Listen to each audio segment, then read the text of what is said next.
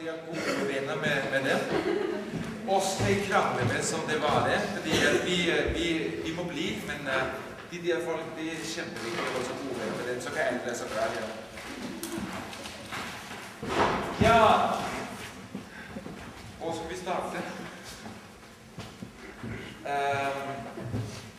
Hvad synes du? Jeg synes, det var en veldig god inspirasjon det å høre Frode Grytten. Det vi gjorde stort sett alle her, ikke sant? Ja. Det synes jeg var veldig inspirerende I forhold til Otta og den måte, ikke minst den måte han fortæller historier på. Han stod der liksom, som var liksom stille og rolig og fortalte sin historie. Det synes jeg var veldig fascinerende. Men vi skal gjøre vores version af disse historier fra Otta. Altså det vil sige også, der er samlet her 3.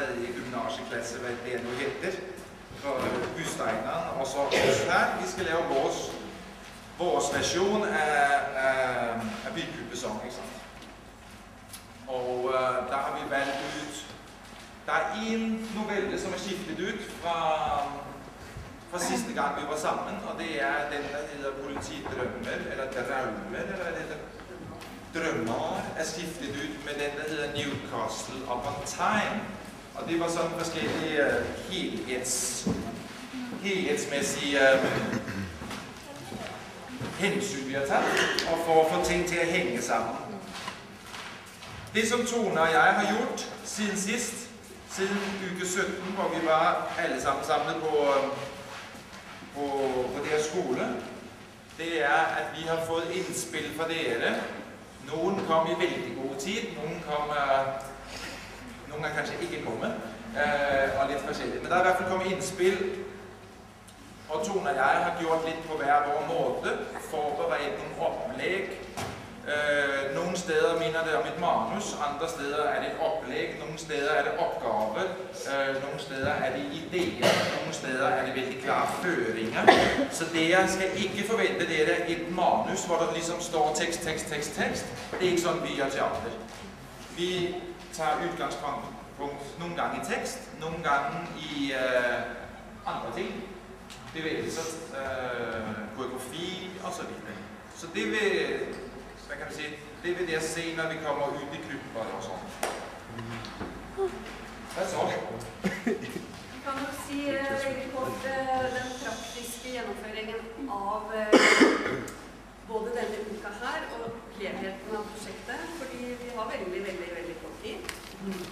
Vi må jobbe veldig rett på, sånn at I dag, og I den uka som kommer nå, så er det noen som skal jobbe ned på Bysteineren, sammen med meg. Og da kan jeg si hvem det er, sånn at det blir oversiktlig en gang. Og det er de som er I Tillitsmannen. Så er det de som er I Syden med I Søvn. Og så er det Newcastle upon Tyne, de som kommer nå. Kan jeg bare si ferdig? Ja. Vi kommer til å jobbe hele... Det er veldig viktig å få gitt disse beskjedene, at alle får med seg det. Denne uka fra mandag til fredag kommer vi til å jobbe I ro og fred nede I Oslo Bysteinerskole. Vi skal starte klokka 9 og slutte 3:30. Og mandag neste uke skal vi også jobbe på samme måte der nede. Så kommer vi til å gradvis I løpet av tirsdag og onsdag flytte oss over ettersom det faller naturlig. Fordi bandene skal også øve der nede, og vokalgruppa kommer til å også være der nede.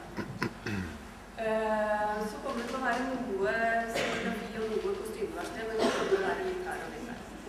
Så primært første uka pluss mandag så kommer vi til å være stabile på Oslo Bysteiners.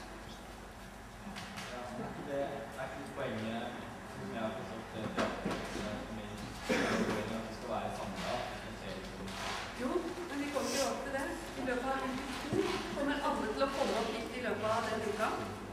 Og siste uka så skal vi da jobbe med å sette alt dette her sammen. Og generalprøven torsdag kveld den 12. Og så det premiere 13. 12. Og så det forestilling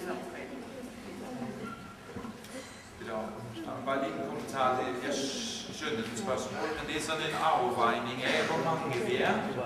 Og i dette hus er der faktisk kun 2 arbejdsrum. Så hvis vi skulle være 120 personer, så var det blevet venting på prøvetid. Så det vi har prioriteret, det er, at så mange som muligt kan få jobbe i ro og fred, så mye som muligt. Så det, men jeg skjønner det, men det er en prioritering, ikke sant? Nej, jeg bare lægge på scenograferne, som er med i det så nu vil jeg bare lære det, og sådan at vi skal søge om det selv, Altså, jeg tror, vi siger det sådan, for det bliver lidt for kompliceret at komme ind på det. I dag, så bliver scenografi, kostyme, rekvisit, de bliver her og er her resten af dagen. Så tager vi alt det, fordi det er nemlig lidt specielt med disse grupper.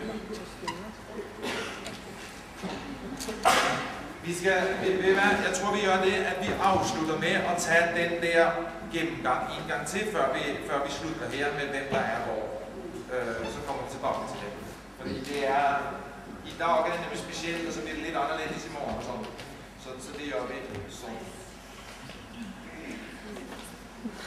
Så var Tone inde på det med tid. I denne uke og i næste uke, så holder vi os helt til almindelig skoletid. Det vil sige fra 9 til 15:30, ikke sant? Det er almindelig skoletid. Der jobber vi. I den helg, der hedder 6. 7. Er det rigtigt, den hedder 6. 7. Morgen, eller 6. 7. Ja.